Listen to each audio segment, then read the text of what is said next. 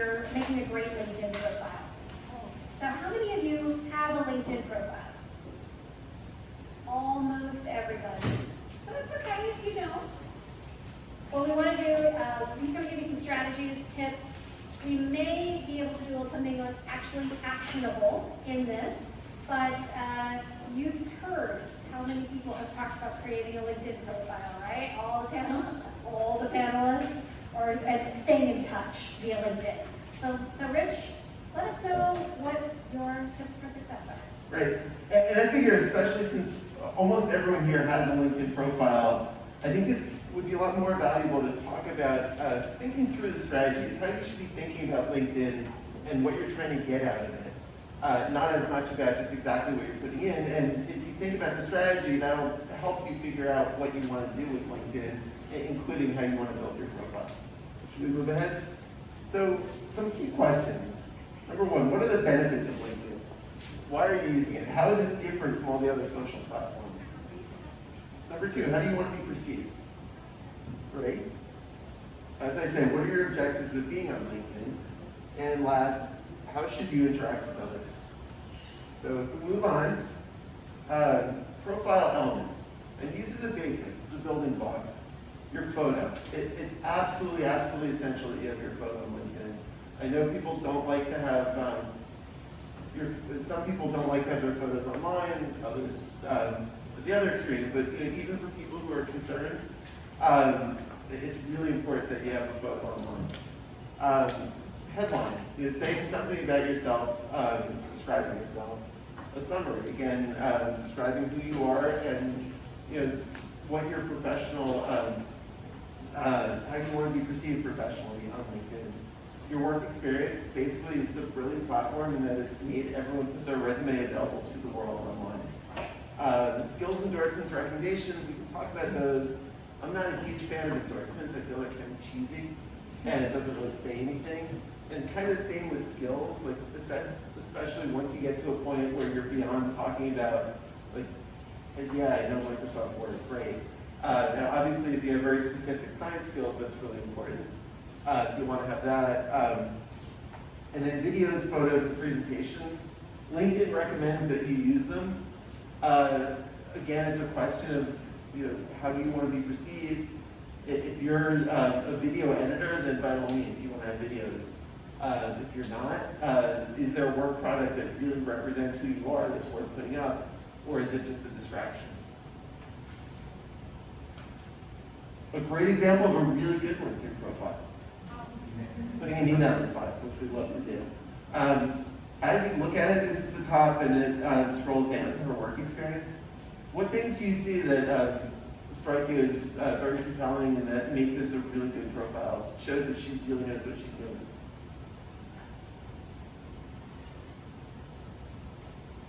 It's like limited bullet points. Yep, bullet points are great. It's a great way to, my rule for resumes is like people are going to just glance at them, and you want things to be as easy to read as possible, and it's the same on LinkedIn.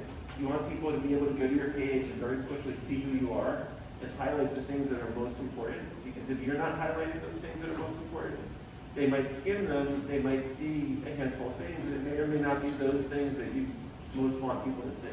So here Anita says, number one, about executive coach for Fortune 500 companies. 2, career coach with focus on STEM backgrounds and career switches. 3, healthcare industry advisor and consultant to non-for-profit and for-profit organizations. 4, global experience in top-tier management consulting, pharmaceuticals, and access to medicines. Enthusiastic connector and developer of talent. It's all right there. Sorry? Yep, the headline, executive coach, career creator. That's such a great word, creator. Powerful listener, and motivating leader. It sums her up. Anyone else? Any other things that strike you?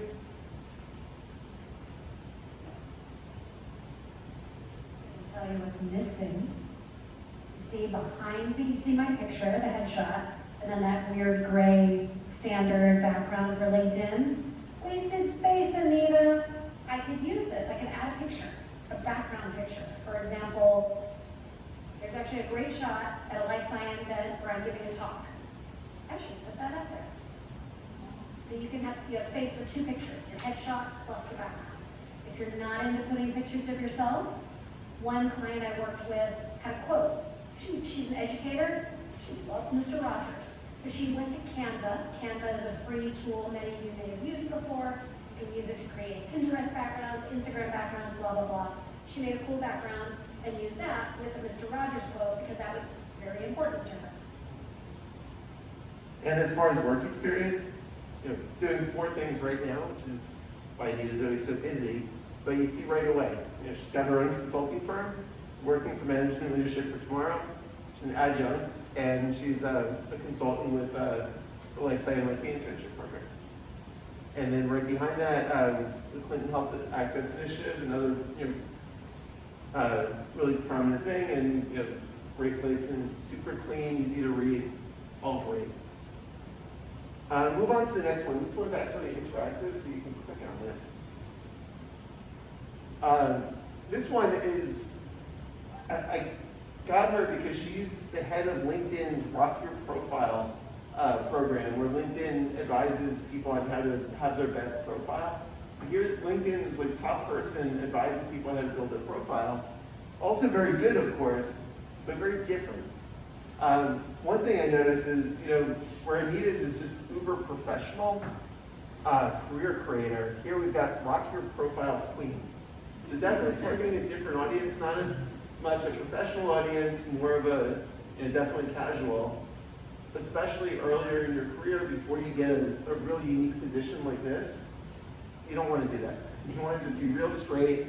And I'm someone who's always tried to stand out. I had pictures on my resume way back before anyone else did, just as a way to try to stand out. But you want to look professional. You want to come across as someone really serious, who's someone that a company is going to want to hire, or someone that just looks like you really take your work seriously.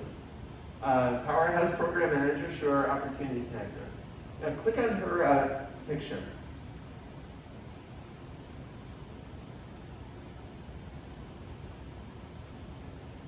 I don't know if we have sound, but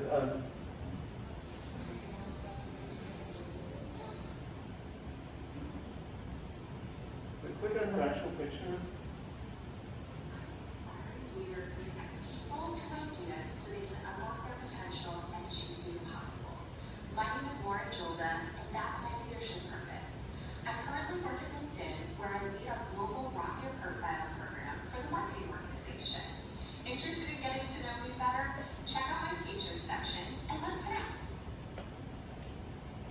So that's LinkedIn's top person advising people on how to do their profile, showing what she does with hers. Don't do that.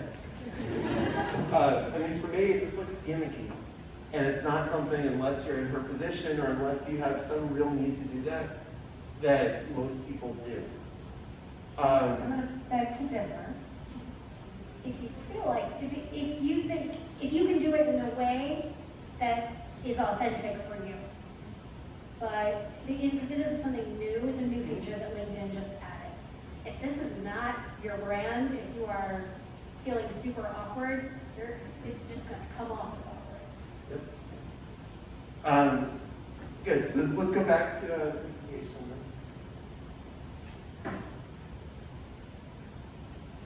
We can move to the next slide. So connections. So once you have your profile, once you have your image of how you're portraying yourself, LinkedIn is extremely different from other social media platforms. And obviously they're all two-way, but LinkedIn, you need to get the foundation right. You need to be portraying yourself to the world in the right way. Then it's a question of how you interact with others. And especially as you're early in your career, is the question of how do you make use of such an extremely powerful tool. And I'm always getting requests to link in. And for me, and I'm sure for Anita, it's just spam. And I've learned that unless I get a direct message that's very clear about who the person is, I just ignore it because I get so many of them. And here are 2 examples of them.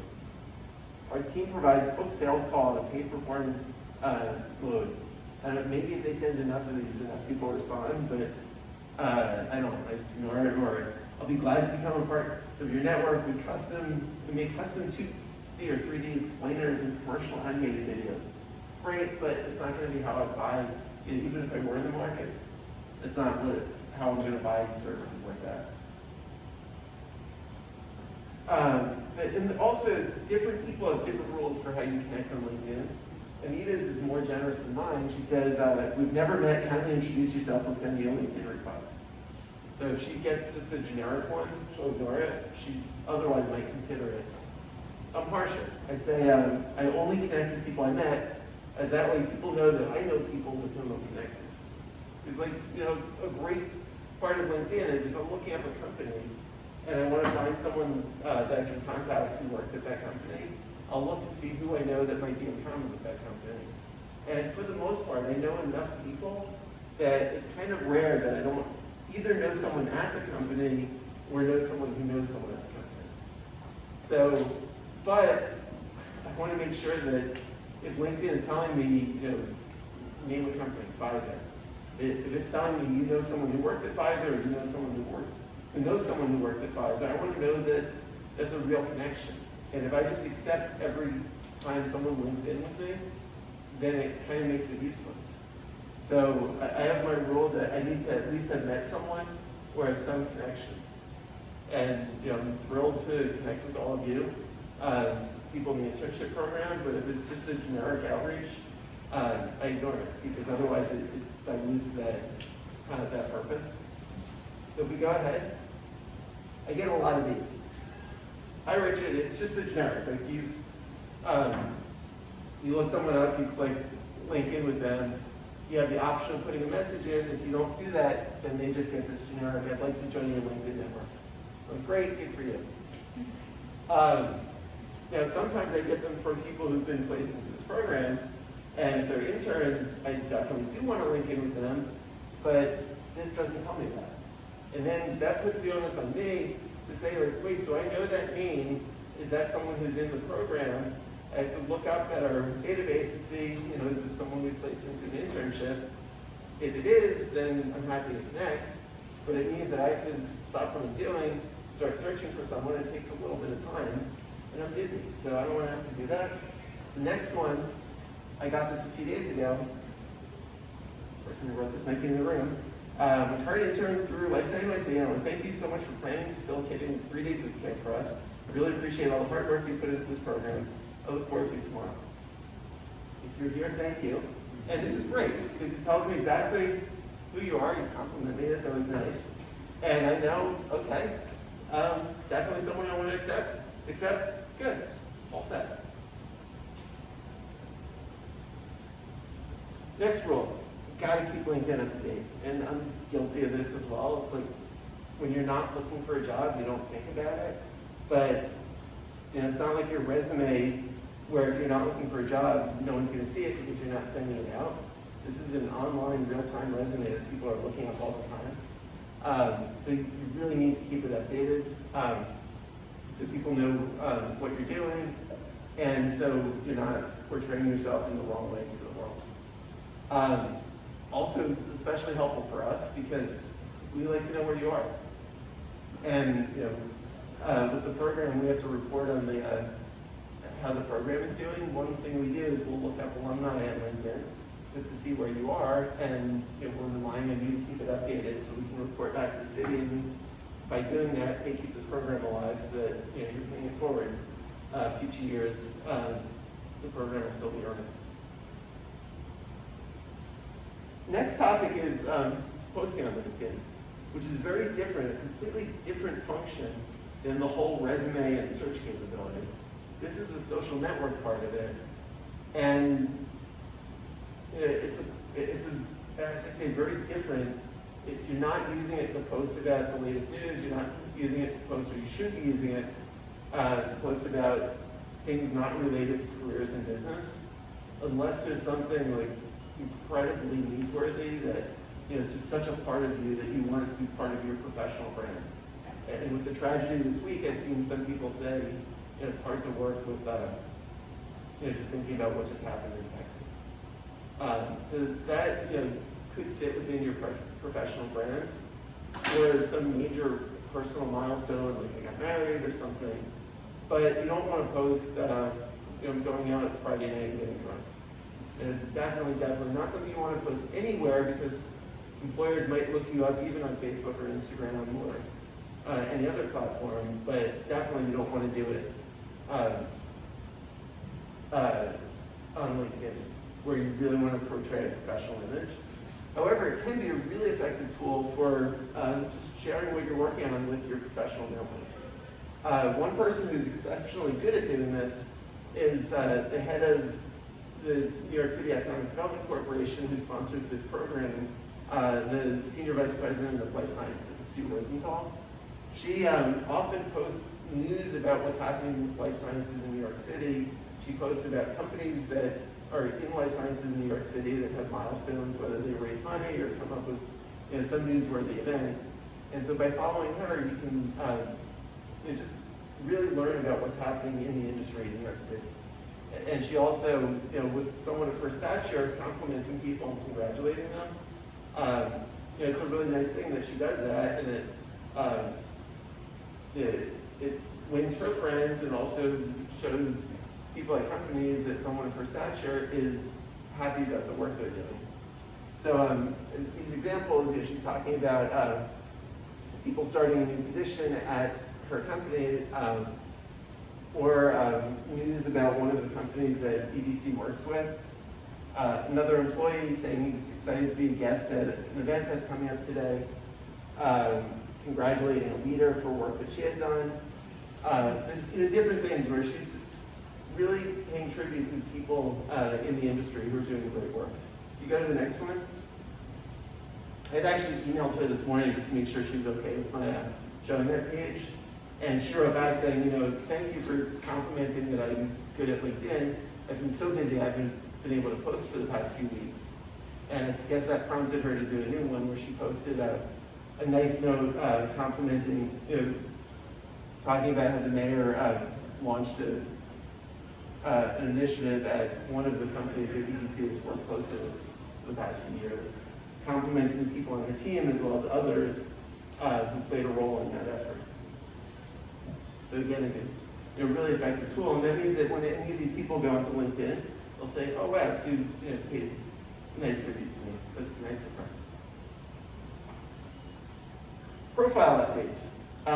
LinkedIn has this awful feature where if you change something about your profile, it can automatically update everyone in your network, which is great if you get a promotion. It's not great if you change your company to seeking work opportunities. And this is an example I found online of someone posted that, and people just knee-jerk saying, "Congrats," when the reason they're seeking work opportunities is because they lost their last job. So if you're making changes, it's a good idea, unless you want the world to know that you got promoted or whatever it might be, that you turn off that feature. So it's not automatically updating everyone about whatever change you're making. And if you're just cleaning up your profile, you're going to want to turn it off so people aren't seeing you just cleaning your profile and not making big announcements. Some fun, we'll close out here with, are you saying what? Okay. So just some fun examples, and these are just more general social media do's and don'ts, and particularly don'ts. This is one, early days of Twitter, someone wrote, "Cisco just offered me a job, and I have to weigh the utility of a fatty paycheck against the daily commute to San Jose and hating the work." So the response, "Who's the hiring manager? I'm sure they'd love to know that you hate the work. We here at Cisco are well versed in the way." Lost the job. Next up, true confession, but in one of those towns where I scratch my head and say I'd die if I had to live here. The backstory here, as I understand it, is this person worked at an agency, a marketing agency, was going to the client, and was going to a part of the country where this person felt that he wasn't accepted because of his background. And so it was more than just criticizing the town. It was talking about deeper issues, but it wasn't seen that way, and he got criticized for doing this. Next up,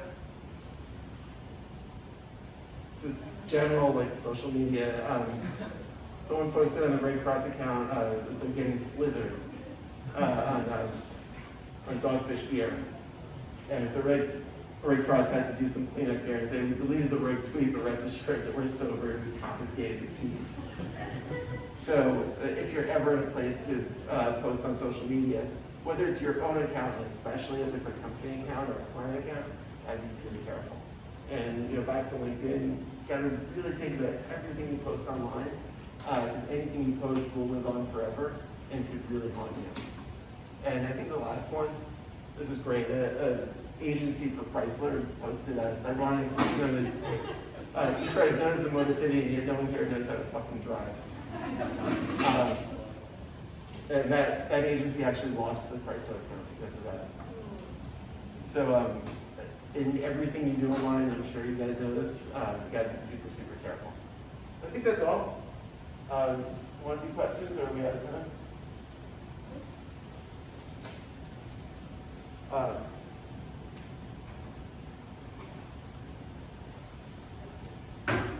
How should we put our internship on our LinkedIn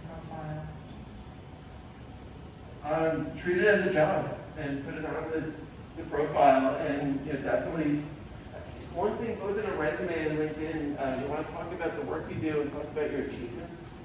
So it's definitely something you want to post, and you want to figure out a way to have both the company name and the LifeSci NYC Internship program. I'm happy to say, we've become established enough that, especially in New York City, other companies will see that, and it's the good housekeeping seal of approval. It's like, wow, you were selected for this really prestigious program. It's something you want to include, but also you want to include the company name because people recognize the company name. So it's important to have both. Yeah, I was just going to add on to that and say how do you specifically include like the lifestyle connection, because like adding a job is like adding a job, but I guess how do you, it's like kind of like a stature, so how do you do that? I mean, I guess there are two ways of doing it. I think it's most important to have the company name as the company you're with. And so what you might do is have the company name, say that you worked for Pfizer or whatever company it might be. And then as your first bullet, select it as part of the LifeSci NYC Internship program. You could also have as a separate company, you could say LifeSci NYC Intern, and then as the first bullet of that, say, work for Pfizer as part of this internship program.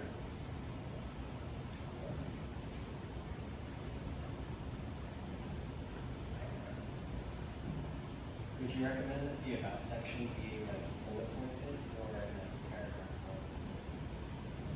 I think bullet points are very effective for resumes or for any communication where your mission is to get information across quickly and effectively and efficiently. So I think bullet points are preferred. Once you start writing in prose, it's just less efficient and it's harder to read. People won't see things as quickly or be able to really pick out the high points. The bullet points, I do recommend bullet points. Yeah, that's it, bullet points, unless you're a really great, catchy, clever prose writer. We do have a couple of guides that we can share when we send out any of the slides, probably Friday afternoon or early next week. We can share some LinkedIn guides with you. Presentation. I have just one question about the title.